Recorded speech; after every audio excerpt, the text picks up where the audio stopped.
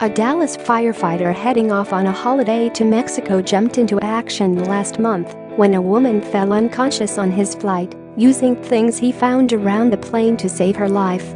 Kenny Homer told WFAA he was only 30 minutes into the flight when he heard a commotion and saw the woman passed out in her seat.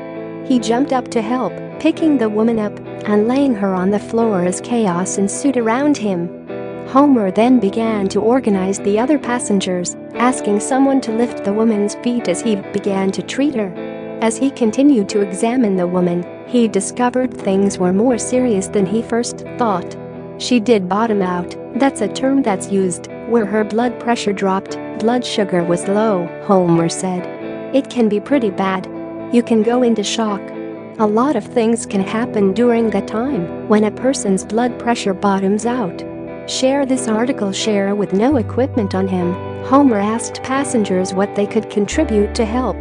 The heroic firefighter was able to obtain a blood sugar monitor from a diabetic passenger and a blood pressure monitor from a nurse who was also on the plane. He described the situation as Batman without the bat belt.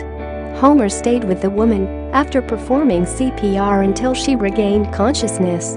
When the plane finally landed after about 2 hours, an ambulance was waiting for her. While passenger Tracy Zach, who took photographs and sent them to Homer's employer, said the man was a miracle. Homer did not disagree, but said it was an act of God that sat him on that seat in the plane.